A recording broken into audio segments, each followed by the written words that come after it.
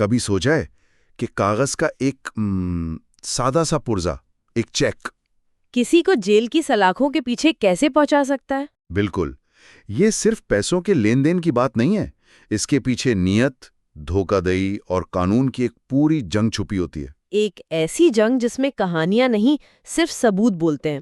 اور آج ہمارے سامنے ایک ایسی ہی کہانی ہے جو لاہور ہائی کورٹ کے ایک 2006 کے فیصلے کے شکل میں موجود ہے۔ یہ بظاہر تو ضمانت کی ایک درخواست کا معاملہ لگتا ہے۔ جی، لیکن اس کی گہرائی میں اتریں تو یہ ہمیں بتاتا ہے کہ کیسے ایک کاروباری لین دین ایک سنگین فوجداری جرم بن جاتا ہے۔ تو آج ہم اسی گتھی کو سلجھانے کی کوشش کریں گے۔ ہمارے پاس یہ عدالتی دستاویز ہے خالد سجاد نامی شخص کی ضمانت قبل از گرفتاری کی درخواست کے بارے میں، اور ان پر الزام ہے پاکستان پینل کوڈ کی دفعہ 489-F کا۔ پسندیا ایک شخص کی کہانی دوسرے کے خلاف ثبوت کیوں بن گئی، اور آخر میں ضمانت دینے یا نہ دینے کا فیصلہ کن بنیادوں پر ہوا، آئیے اس کا جائزہ لیتے ہیں۔ اور اس سے پہلے کہ ہم کیس کی تفصیلات میں جائیں، ایک لمحے کے لیے اس قانون یعنی دفعہ 489-F کو سمجھ لیتے ہیں۔ ہاں، یہ بہت ضروری ہے۔ یہ ہے کیا؟ دیکھیں، یہ قانون بہت واضح ہے۔ یہ کہتا ہے کہ اگر آپ کسی قرض یا ذمہ داری کو ادا کرنے کے لیے جان بوجھ کر بے ایمانی کی نیت سے ایسا چیک جاری کرتے ہیں جس کے اکاؤنٹ میں پیسے نہیں ہیں؟ بالکل، تو یہ ایک جرم ہے۔ یہاں کلیدی الفاظ بے ایمانی کی نیت ہیں، یعنی یہ کوئی حادثاتی غلطی نہیں ہے۔ صحیح، ایسا نہیں کہ آپ بھول گئے کہ اکاؤنٹ میں کتنے پیسے تھے۔ یہ جان بوجھ کر دھوکہ دینے کے مترادف ہے۔ تو یہی وہ نکتہ ہے جو ایک سول معاملے کو کرمنل بنا دیتا ہے؟ آپ نے بالکل درست پکڑا، یہی وہ نکتہ ہے۔ اگر صرف پیسے کی وصولی کا معاملہ ہو تو آپ دیوانی عدالت جاتے ہیں، لیکن جہاں بے ایمانی کی نیت شامل ہو جائے وہاں ریاست حرکت میں آتی ہے۔ یعنی FIR، گرفتاری اور سزا کا امکان؟ جی بالکل۔ ٹھیک ہے، تو اب اس پس منظر کو ذہن میں رکھتے ہوئے آئیے اس کیس کے حقائق کو دیکھتے ہیں۔ کہانی شروع ہوتی ہے 7 چیکوں سے۔ درخواست گزار خالد سجاد پر الزام تھا کہ انہوں نے کل 41 لاکھ روپے کے 7 چیک جاری کیے۔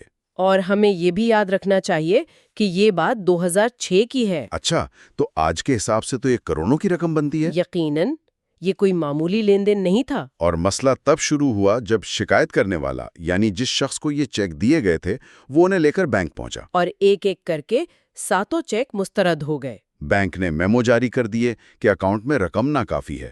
بس اسی بنیاد پر خالد سجاد کے خلاف لاہور کے تھانہ اسلامہ پورہ میں مقدمہ درج کر لیا گیا۔ یہاں ایک بات قانونی طور پر بہت دلچسپ ہے، یہ ایک چیک کا معاملہ نہیں ہے، بلکہ 7 چیکوں کا ہے۔ جی۔ اگر ایک چیک باؤنس ہو جائے تو دفاع میں یہ کہنا نسبتاً آسان ہوتا ہے کہ جناب کوئی غلط فہمی ہو گئی، حساب کتاب میں بھول چوک ہو گئی۔ ہاں، کہ شاید کوئی اور ادائیگی اکاؤنٹ سے نکل گئی جس کا مجھے اندازہ نہیں تھا۔ یہ ایک انسانی غلطی ہو سکتی ہے، لیکن ساتھ کیا عدالت اسے ایک پیٹرن آف بیہیویئر یعنی ایک مسلسل رویے کے طور پر دیکھتی ہے؟ آپ نے بالکل صحیح لفظ استعمال کیا، پیٹرن آف بیہیویئر۔ قانون اور عدالت یہی دیکھتے ہیں۔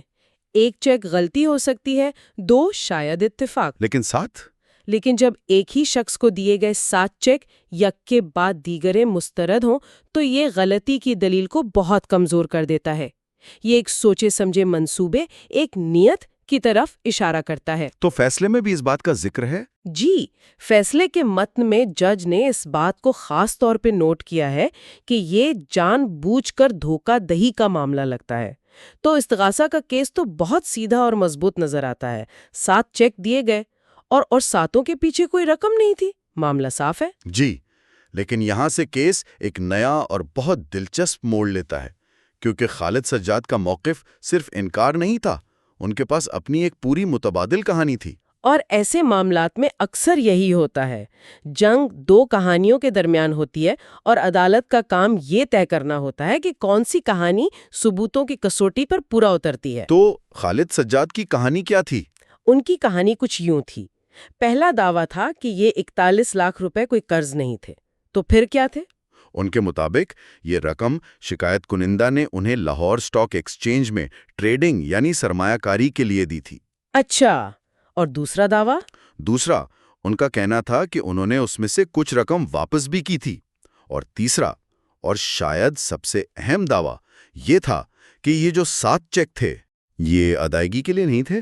جی، ان کے مطابق یہ سرمایہ کاری سے پہلے ایڈوانس میں بطور سیکیورٹی یا ضمانت دیے گئے تھے۔ یہ تو ایک کلاسک دفاعی حکمت عملی لگتی ہے۔ وہ فوجداری کیس کو ایک کاروباری جھگڑے کا رنگ دینے کی کوشش کر رہے تھے۔ بالکل، وہ یہ تصویر پیش کرنے کی کوشش کر رہے تھے کہ جناب یہ کوئی قرض اور دھوکہ دہی کا معاملہ ہے ہی نہیں، یہ تو دو لوگوں کے درمیان ایک کاروباری لین دین تھا جو خراب ہو گیا۔ اور بزنس میں نفع نقصان تو ہوتا رہتا ہے، اس پہ جیل میں تھوڑی ڈال دیں گے۔ صحیح، وہ اس کیس کو دیوانی تنازع کا رنگ دینا چاہتے تھے۔ لیکن ان کی کہانی کا سب سے حیران کن پہلو تو ابھی باقی ہے۔ انہوں نے الٹا شکایت کنندہ کے خلاف 20 لاکھ روپے کی وصولی کا ایک دیوانی مقدمہ بھی دائر کر دیا۔ جی، یہ ایک بہت جارحانہ اور نفسیاتی حربہ بھی ہے۔ کمال کی چال ہے، the best ڈیفense is a good آفense والی بات۔ یعنی نہ صرف یہ کہ میں نے تمہارے پیسے نہیں دینے، بلکہ الٹا تم نے میرے پیسے دینے ہیں۔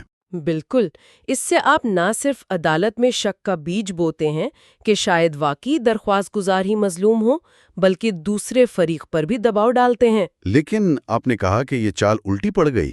جی، اس کیس میں یہ چال الٹی پڑ گئی اور اس کے پیچھے ایک بہت بڑی وجہ تھی۔ اور وہ وجہ کیا تھی؟ عدالت نے اس پیچیدہ کہانی اور جوابی مقدمے کو کس نظر سے دیکھا؟ عدالت نے اسے قانون کی سب سے بنیادی اینک سے دیکھا، اور وہ ہے ثبوت۔ جو دعویٰ کرتا ہے ثبوت بھی وہی پیش کرتا ہے۔ یہی قانون کا سنہری اصول ہے۔ خالد سجاد نے ایک بہت مفصل کہانی تو سنائی، لیکن فیصلے کے مطابق وہ اپنی کہانی کے کسی بھی حصے کے لیے ایک بھی دستاویزی ثبوت پیش نہیں کر سکا۔ ایک بھی نہیں؟ مطلب اسٹاک مارکیٹ میں سرمایہ کاری کا کوئی ریکارڈ، پیسے واپس کرنے کی کوئی رسید یا بینک ٹرانسفر؟ کچھ بھی نہیں۔ نہ اس بات کا کوئی ثبوت کہ رقم اسٹاک ایکسچینج میں لگائی گئی تھی، نہ رقم کی واپسی کی کوئی رسید، اور نہ ہی فریقین کے درمیان کوئی ایسا تحریری معاہدہ جس سے یہ ثابت ہوتا کہ یہ چیک واقعی بطور سیکیورٹی دیے گئے تھے۔ تو عدالت میں زبانی دعووں کی حیثیت بہت کمزور ہوتی ہے، خاص طور پر جب معاملہ واقعوں کا ہو۔ بالکل، تو ایک طرف تھی یہ کہانی جو مکمل طور پر ہوائی تھی، اور دوسری طرف تھا استغاثہ کا کیس۔ ان کے پاس کیا ثبوت تھے؟ ان کے پاس ٹھوس، ناقابل تردید ثبوت تھے۔ عدالتی فیصلے میں واضح طور پر لکھا ہے کہ استغاثہ کے پاس گواہوں کے بیانات تھے، لیکن سب سے بڑھ کر ان کے پاس بینک کی طرف سے جاری کردہ وہ 7 میمو تھے جو چیخ چیخ کر کہہ رہے تھے کہ یہ چیک ناکافی فنڈز کی وجہ سے مسترد ہوئے ہیں۔ جی، اور بینک کا ایک سرکاری دستاویز ایک بہت مضبوط ثبوت ہوتا ہے۔ تو ترازو کا ایک پلڑا ثبوتوں سے بھاری تھا اور دوسرا صرف کہانیوں سے۔ لیکن اس جوابی دیوانی مقدمے کا کیا بنا؟ کیا عدالت نے اسے کوئی اہمیت نہیں دی؟ عدالت نے اسے اہمیت تو دی، لیکن اس طرح نہیں جس طرح درخواست گزار چاہتے تھے۔ اچھا۔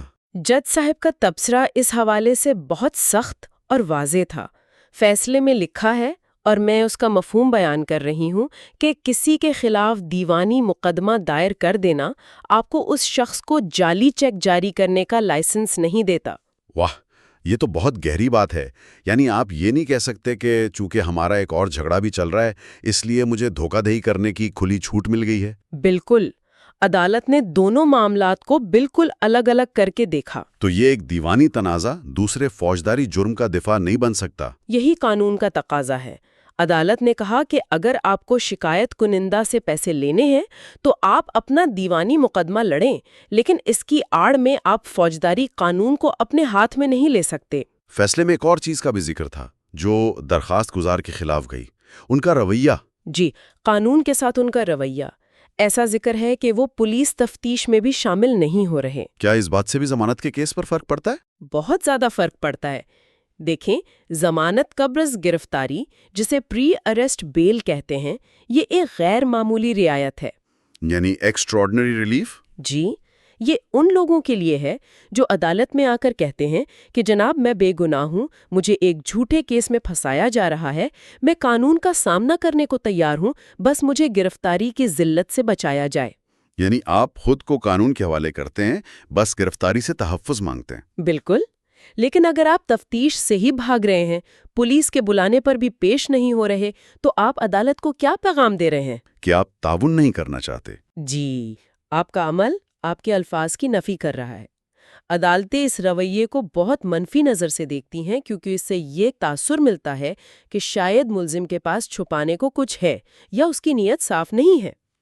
تو اگر ہم ان تمام نکات کو جوڑیں، دفاعی کہانی کے لیے ثبوتوں کا مکمل فقدان، استغاثہ کے پاس ٹھوس شواہد، ایک دیوانی مقدمے کو ڈھال بنانے کی ناکام کوشش اور تفتیش سے فرار، ان سب نے مل کر عدالت کے فیصلے کی بنیاد رکھی، اور عدالت اس نتیجے پر پہنچی کہ بادی نظر میں یعنی پریما فیسی درخواست گزار کے خلاف ایک قابل عمل کیس موجود ہے۔ اور ضمانت قبل از گرفتاری کا اصول یہی ہے کہ اگر بظاہر کیس بن رہا ہو تو پھر عدالت یہ غیر معمولی رعایت دینے سے گریز کرتی ہے، قانون پھر اپنا راستہ خود بناتا ہے۔